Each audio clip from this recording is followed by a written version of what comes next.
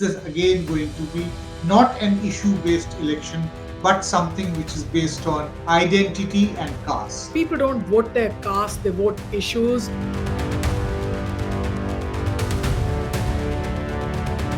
Is SIR figuring in the electoral discourse at the moment? People's issues are larger than the SIR. Had it been done last year, this would have been a very credible exercise. In Bihari politics, there's no swan song for any politician. That chief minister is not in his finest moment of health. The pretense that he's leading an electoral battle, I don't know what to make of it. Tejashwi is alone leading some kind of a messiah type figure. That's not correct. Prashant Kishore would be able to take away some of the anti-incumbency.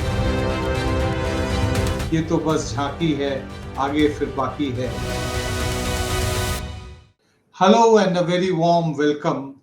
You're watching The Federal and this is Off the Beaten Track, a program in which we take really an in-depth look at some major issue. It's once again the time of elections in India. Bihar goes to elections next month. By this time in November, the result would have been out. We would know who is going to be in power in Bihar. So we will be talking about elections, about campaigning, about the leaders, their prospects, and various other things. I will be speaking to Manisha Priyam, a very well-known academic, a political scientist and an economist, somebody who's also become a fairly well-known face on Indian television because of her very sharp and incisive political analysis as well as electoral perspective. Welcome to the program, Manisha Priyam, and thank you very much for sparing your time out of a fairly packed schedule. Let me begin with a very standard kind of a question when we are approaching Bihar elections, that will this election be anything different from the previous ones, or is this again going to be not an issue-based election, but something which is based on the old issues of identity and caste? So thank you very much for this very kind introduction of me. I am simply an academic and does my research well. There are times when I come to the screen, but it's mainly to speak about what I learn from the field and what are essentially voices of the poor about India's democracy. And Bihar is one of those places where the poor people think and deliberate about democracy. Remember, historically, Bihar has had experiments with democracy. In those days, Vaishali was a Ganatantra, a republic. Right. The Ashokan Stoop symbolizes our corridors of power. Now, these are all symbols of, emperors giving up the regalia of the empire to serve their poor people and believing that there is one way in which power should be used, and that is for the service of the people. In modern times, we've seen how Gandhi, after he comes back from South Africa, goes to Rajendra Shukla's call to the peasantry. Jayaprakash Narayan immerses himself with the people, and these two tectonic movements continue to shape the political thinking and ideology of its leaders. Remember, up until now, Nitish Kumar and Lalu, the two important party leaders, are both brought up in the JP ideology. Also, Ravi Shankar Prasad of the BJP, the JP ideology, very, very important. And I dare say that, yes, caste is important because Bihar is primarily rural, and rural areas give us caste identity in a very important way. Even a person like me, when I go back to my village and to Bihar, I am Vedanath Pandey ki ladki or Girja Devi ki ladki, and people immediately associate me with my family lineages. I used to earlier get a little worried, but I understand that's my way of belonging. But as far as voting is concerned, people don't vote their caste, they vote issues, but their life, their livelihood, their everyday is all around caste, and therefore you see the interplay. But this election, more than anything else, since the 2020, I've seen that the voting is essentially shifted more towards issues and interests, and identities have taken a backseat. That's very well explained. You know that yes, caste is very important, but the people of Bihar do not vote on the basis of their caste identity only. That there are issues also. Let's turn our focus on another very major issue, which has actually, been there right through the entire period in the run up to the elections, which is after the election commission decided in the month of June to order a special intensive revision of the electoral rolls. It created a massive controversy with the opposition leaders, most notably Rahul Gandhi, picking it up, saying that this was very, very selective deletion of those voters who were unlikely to vote for the ruling alliance. To what extent, after all this campaign, this bitter campaign, the SIR process is over, the data is still coming in, it's still being interpreted by many people in different ways, and the government and the election commission is, of course, justified what has been done and saying that this has to be now done at a national level. To what extent is SIR figuring in the electoral discourse at the moment? Uh, the electoral arena had several issues even before the SIR came in. And remember, COVID laid bare the bare bodies of labor. You could see they were trying to return home, walk home, come back home, whether they have pakka homes or not, whether they own land or not. This was home to the Bihari labor. A very important and poignant moment when you saw them walking barefoot or cycling and coming back. This was labor retrenchment, large scale, due to a global pandemic, but it kind of took off once the Indian economy took off post COVID. Labor returned, but there has been an understanding of the fact that hanging on to life in the urban areas is not enough. It can come to a standstill, and this Yes. can mean hunger and destitution for families, because lack of land ownership or landlessness is the highest in Bihar. Landless laborers are the largest in numbers. So, on the one hand, our landless laborers are working and putting energy into the construction mills in India, the high rise towers of Bangalore. I see glass towers in Bangalore, 36th floor, but a Bihari labor in their lungi with a radio by their side and listening to Bhojpuri music. I travel to Kerala, I find there's Bihari labor. I travel to Goa, I find there's Bihari labor. Of course, the old centers of Mumbai and Kolkata, of course, there is. And But all of the, not to yeah, speak about Delhi also, it's full of people yeah, from yeah, Bihar and full Eastern of. UP. Yes, yes, yes. In Delhi, we have a new identity called the Purvanchali identity. It tries to make a mishmash of the Bihari along with the Eastern UP folks, but they are all labor brethren, remember. And what I'm trying to say is that COVID put things to a standstill, and there is a churning of issues. The second most important issue is that the labor that goes out to work, their families stay home, their children study in the schools that once Nitish powered with his developmental agenda. Those children have come of age, jobs for them, finding poor quality, low quality, but secure jobs, definitely in the government sector. The term used is bharti. Bharti is a very important issue.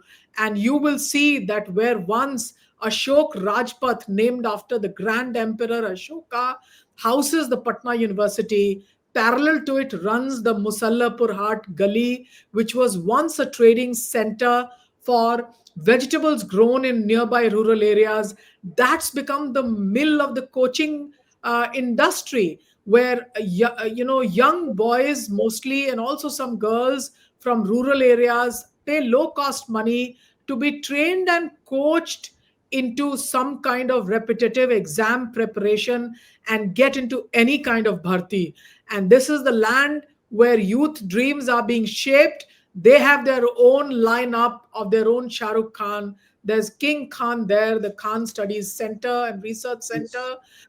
So basically, it's about the road to the future for the young Bihari son or daughter of the Bihari labor? I think that's a very important question. Also, the issue of labor futures and household risk and insecurity, all of these were very poignant issues. On top of that, a hurried SIR, as I would say. The SIR is not something wrong, it needs to be done. Everybody needs a pure electoral roll. But you already had a steaming pot in which you put a hurried SIR, in which labor that had gone to work, remember, now is the time that labor is coming back home. Had it been done last year and at the leisure at which the Bihari returns home for their very important Chhat festival, this would have been a very credible exercise. At this point of time, there are more question marks and more anxieties, I dare say, than there is a clear cut understanding of what's happened to us, where do we stand, and does our vote matter?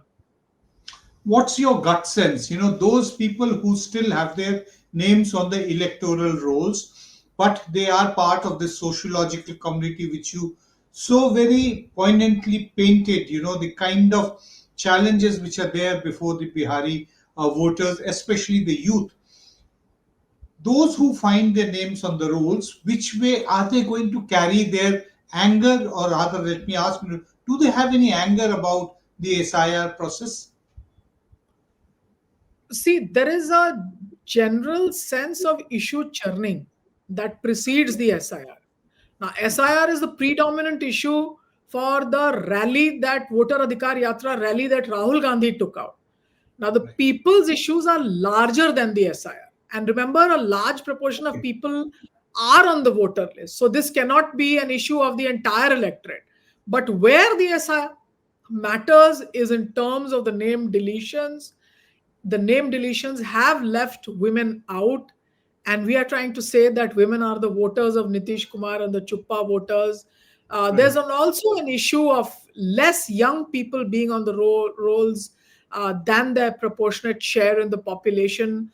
At this point of time, it cannot be said that that deletion is going to cost this party or that party. Right. But yes, on the process itself, it could have been more robust, and certainly it could have been more inclusive. There is no doubt that if an electoral roll shrinks by 6%, it is a case which economists say of the error of exclusions. Deletions are the characteristic of this electoral roll, and the election commission needs to justify and explain why deletions have happened or why extra efforts have not been made to include. Right. Very well explained. And, this election is also very important for three important personalities, the way I look at it. I could be wrong, but let me place my postulation in front of you that this is very important for Nitish Kumar because this election will determine that is he still relevant in Bihar's politics or not. Is this his swan song, or is he going to continue for some more time? For for reasons of governance, for reasons of age, health, all those issues get mixed up. Then this is of course the election for Tejashwi Yadav. Is he finally going to step out of the shadow of his father Lalu Yadav and become a modern, robust politician of Bihar who carries the past but is also looking into the same future where the young voters are looking into, which was described by you. And the third, which is not at all unimportant, is of course Prashant Kishore. After being the strategist for several politicians, right from Mr. Narendra Modi from 2011-12 onwards to Mamta Banerjee to Nitish Kumar. One can actually spend 3 hours, talking about various electoral campaigns and political leaders with whom Prashant Kishore has spent time. He has finally decided to become both the strategist and the political leader. This is also going to decide that whether a third force is likely to make any impact or not. Let's start with Nitish Kumar because you and I have at times, also I remember a long conversation with you and you had some very original things to say about Nitish Kumar. One of the biggest thing is that Nitish Kumar's changing alliances. That is something. Does it really matter with the people? And to what extent would you agree with it? with my argument that this is possibly his swan song. So remember, in Bihari politics, there's no swan song for any politician. I mean, Okay. this election has started a year ahead with the BJP conferring the Bharat Ratna on Karpuri Thakur. If there could be two political formations or two political ideologies that were poles apart, was definitely the RSS and Karpuri Thakur. They were briefly in government together, but the then Jansangh pulled out of supporting Karpuri Thakur's government because of Karpuri ji's putting on the table of the Vidhan Sabha the issue of reservations, the Mungeri Lal Commission report. And those became the dividing lines of politics ever since we knew the two political formations went their two ways. Now, a Karpuri that never got respect while in power or while in the opposition, he was a very strong leader. Today, he's one of the most respected political leaders across the political spectrum. In January, I also saw Rahul Gandhi, speak about Karpuri Thakur in Bihar. So there's a Congress that talks about Karpuri Thakur. There's a BJP that confers the Bharat Ratna on him. Of course, Nitish and Lalu, Nitish Kumar ji and Lalu Prasad Yadav ji, both owe a lot to Karpuri Thakur. And I've been fortunate enough to have been brought up as a young adult with Karpuri Thakur in the background. So no swan song, whether he won the elections or he did not, or he remained a leader of the opposition. Jayaprakash Narayan similarly sidelined and always a critic of the Congress party. Remember, JP lives on in the minds and hearts of the Biharis like nothing else does. In that same Bihar, Indira Gandhi is not disrespected. Rahul Gandhi found a political chord amongst the people. So Bihar is a society that does not disrespect political leaders. Even Narendra Modi in 2014, I have seen rallies of Narendra Modi, especially Oh, the yes. last few. Yes, the ones in Chapra, for example, 50 degrees Celsius temperature and a packed crowd in the Chapra airport, which is not even used for aircrafts now. And political leaders find their respect. As far as Nitish Kumar is concerned, the facade that he's leading the NDA, that's what people are questioning, because almost everybody knows he's not in his best of health. But to pretend that he's taking this meeting and he's pushing the button to transfer money to women, here's was a Nitish Kumar, who would travel district to district. His administration would go district to district. The chief minister would co-locate in districts and run the administration. I remember one January, it was very cold, and I was in Vaishali doing some evaluation of schools. And there came an instruction from the district administration saying it's very cold. The chief minister is in Pravas in this district, and he has ordered that fire be burnt in the schools. Fuel would be used to heat up the schools so that Okay. children of the poor could sit there. Now, that chief minister is not in his finest moment of health. The pretense that he's leading an electoral battle, I don't know what to make of it, but I'm very sorry. People in Bihar are very respectful to him, do not say a word. I would not like to stretch it further. It's not swan Okay. song for his political career, but he's certainly not leading the electoral battle. Who is? It's for the NDA to explain. Respectfully yours is how Nitish Kumar should be signing off. The people of Bihar respect him as much as they do their other political leaders. And he's been an important leader of the Samajik Nyay Dhada, though he's ruled with the BJP together in alliance. He's also had his innings with the Congress at the center, and he being the state government in the state. So there's been a kind of cooperative federalism in which his good governance has prospered and Bihar has benefited. So all thanks to him for that. But definitely the time to admit he is not leading the NDA political battle for this state level election.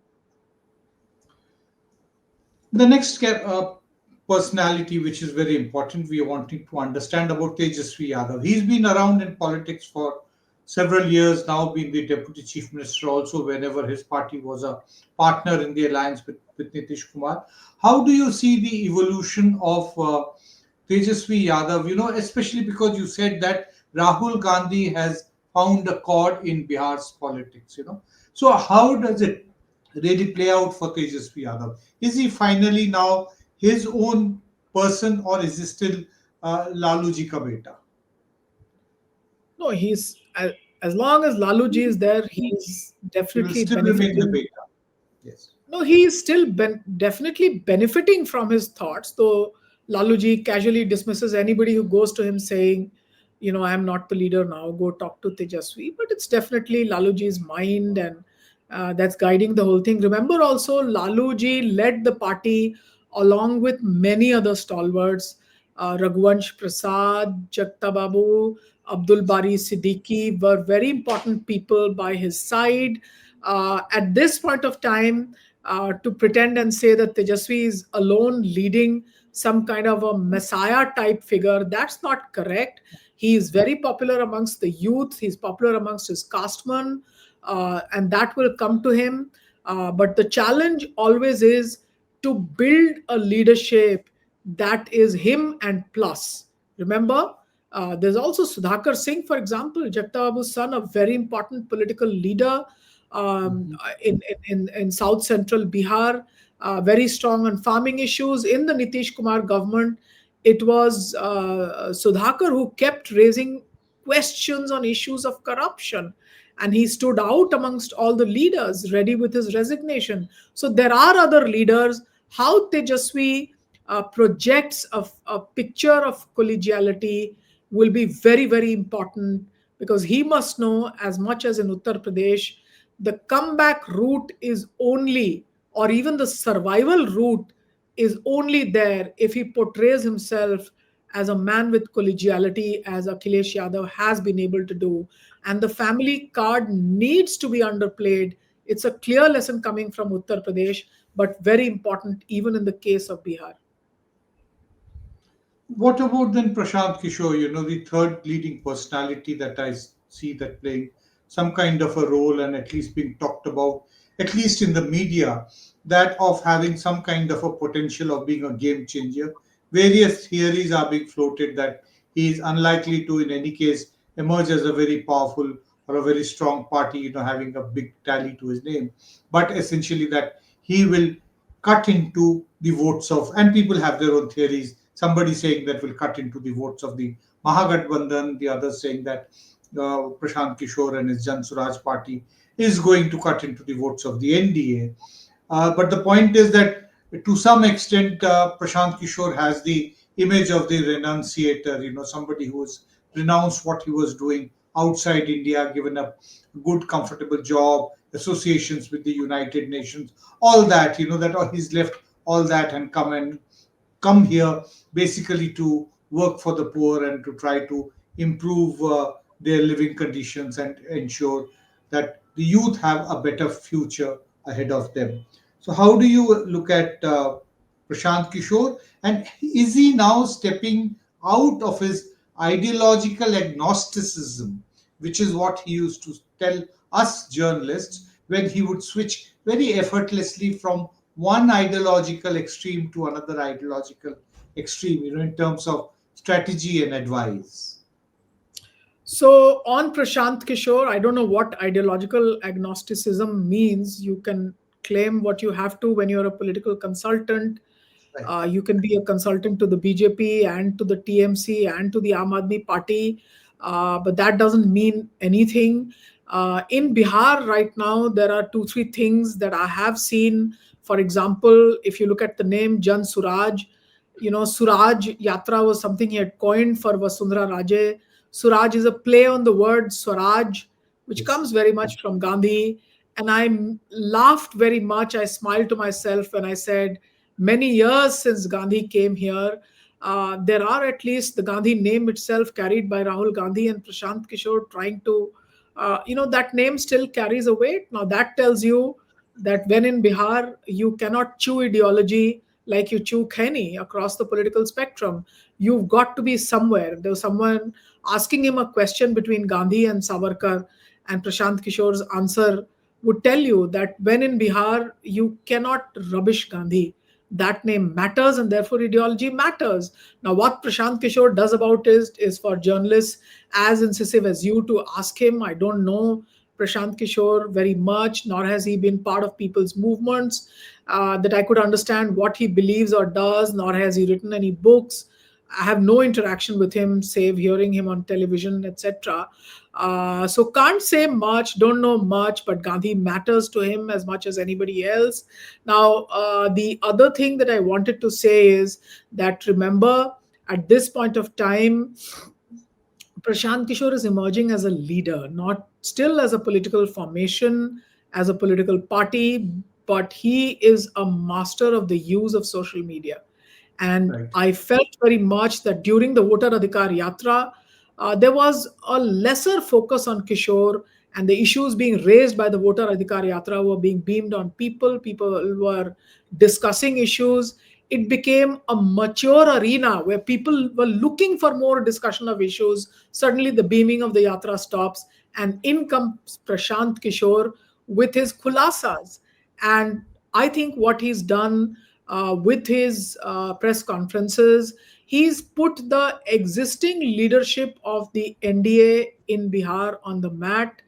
And you've seen how easy it has been for him to talk about Samrat Chaudhary, who was a backward OBC face for the BJP, a Kushwaha leader.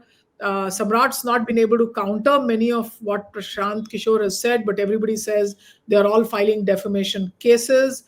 But we, the people, are just watching. Also, questions on Ashok Chaudhary, a Dalit leader. Now, both these put on the mat, really, also some other BJP leaders. So, in a sense, the existing state level leadership on the mat of the NDA by Prashant Kishore. Now, that is something the Mahagathbandhan should have done. That job is done by Prashant Kishore. So, why the Mahagathbandhan was not able to raise these issues is a question for the Mahagathbandhan to answer. As far as the votes are concerned, it does seem that Prashant Kishore would be able to take away some of the anti incumbency. But in his absence, this anti incumbency would likely have gone to the Mahagathbandhan. So, I would say Prashant Kishore doing the job that the Mahagathbandhan should have done, taking away the votes that could have gone to the Mahagathbandhan. It is therefore election season. Don't underrate anybody. And in Bihar, small political startups have a long future. Remember, Nitish Kumar's startup was the Samta Party. People do not remember names of parties like the BPPA, Bihar People's Party. But Anand Mohan of that party, who Nitish Kumar jailed on the charges of Krishnaiya's murder, his government has facilitated his release, that same Anand Mohan's release, on the eve of this election. So forget the Nami Girami Netas. Bihar hasn't even forgotten its Anand Mohans. And I'm told that his sons will be accommodated. So sunrise for Anand Mohan in this election, and none of the smaller political startups have been questioned. I believe very much that if Prashant Kishore, who's been able to set himself up in the political leadership space, if he gets even a few seats, he will begin to matter. But that's for a future, not for this election. Well said. That's for the future, not this election. So he definitely is going to look at this as a kind of a trailer. Say कि ये तो बस झांकी है, आगे फिर बाकी है. It's a standard kind of a slogan which has been resonated in Indian politics. Let's come to one very important constituency. Women. As usual, like it happened in Maharashtra and in Madhya Pradesh and in Haryana also, schemes for women have been, on the eve of the elections. Money has been given directly into the hands of the women. To what extent is this really going to help the NDA? What is your assessment as to how the women of Bihar are looking at this particular So development? in Madhya Pradesh, in Maharashtra, in Haryana, this type of cash transfers to women has been to the advantage of the BJP. In Jharkhand, the Maya Samman Yojana has been to the advantage of the Jharkhand Mukti Morcha. In Chhattisgarh, Bhupesh Bagel's promise, the Congress government's promise of transfers, the Mahatari Yojana did not work for him. So I would say I would still wait. The BJP has strong experience card in its hands. It's been able to make it work. So one will have to wait for this election and see how this pans out. At this point of time, the transfers are too new for us to be able to say, oh, it's impacting the Bihari woman voter in this way or that. My guess is that this would help the NDA or the BJP, especially because Nitish does have some kind of a image of pro-developmentalism amongst women voters, especially some from amongst the EBCs. But too early days yet, especially remember there's the Diwali and the Chhat festival. Nobody's going to talk politics the next 10 days. It's mostly going to be festival time. Yes, and immediately after Chhat, would be the voting first phase and then the second phase, and then finally on the 14th of November, the big day when the EVMs are tabulated and the result is out in front of the people. One last question, which is actually being picked up by the BJP in a big way in these elections.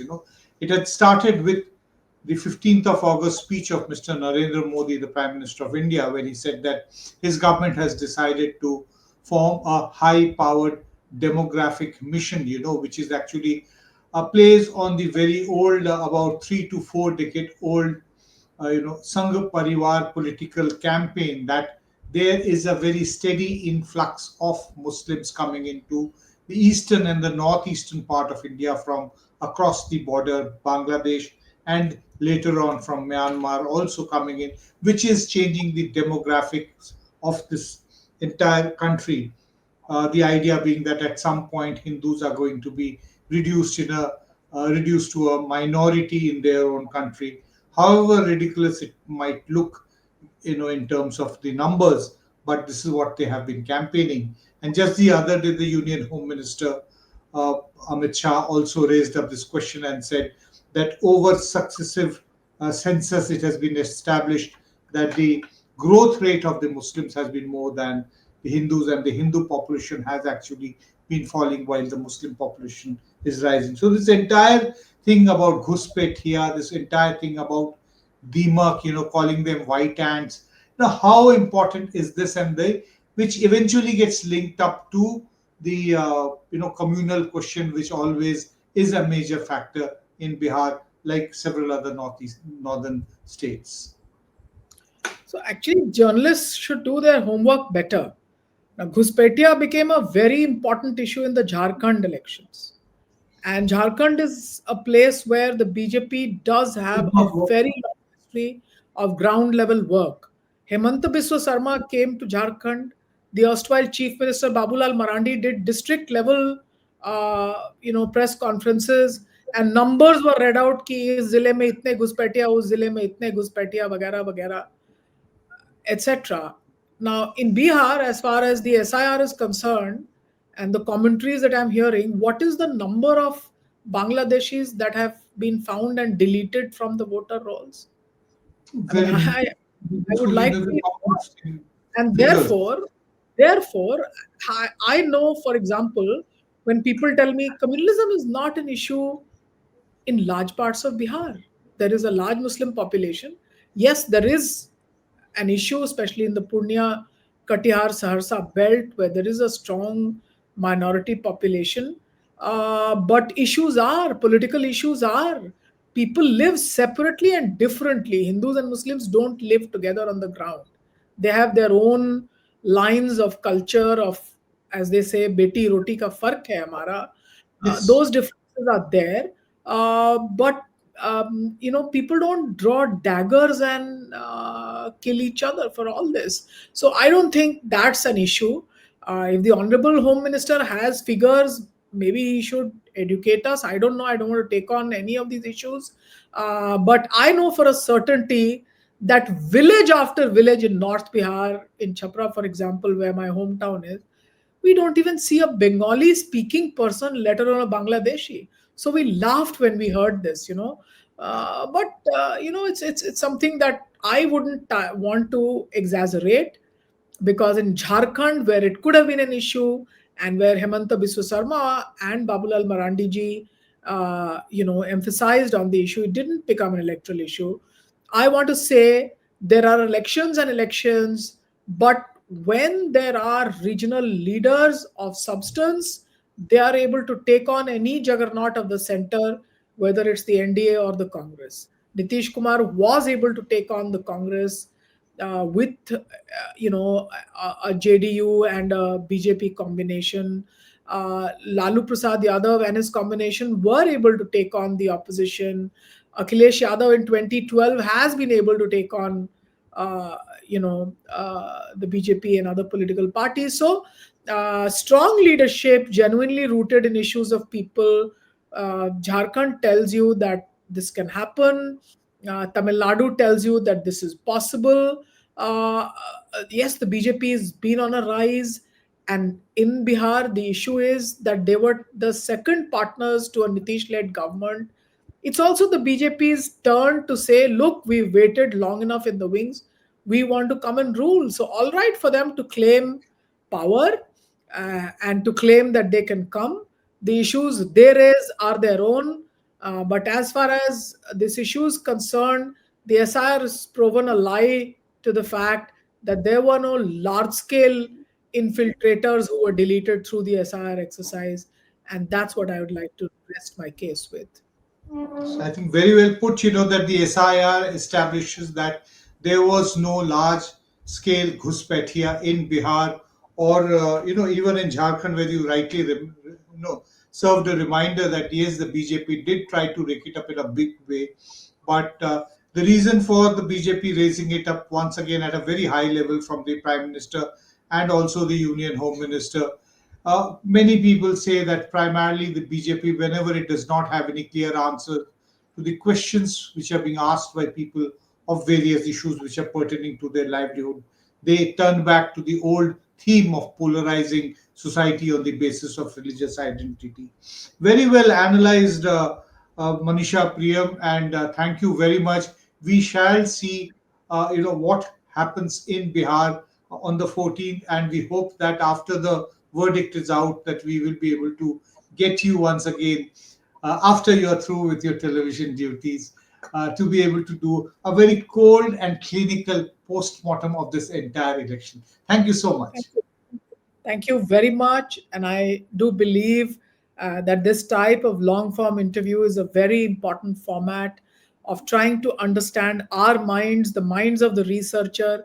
Remember, for us, it's hard labor on streets, in villages, with poor people, with young men and women, trying to catch their voices, catch their understanding, and to share it through a forum like yours for the world to understand and make sense when the poorest go to vote in India's thriving democracy. Thank you so much. You Thank have you. actually said it. We have very consciously chosen a long form because we feel that people like you, various scholars, various researchers, need to speak to be able to do the kind of writing that they do, which takes up a lot of pages, which doesn't get squeezed into 700 words or 1200 words at most in newspapers. So, likewise, this is also Thank like an academic paper, which is many thank things for a variety of viewers, and I'm sure that this program is going to be enjoyed by the viewers and lots of takeaways just the way I have. thank you.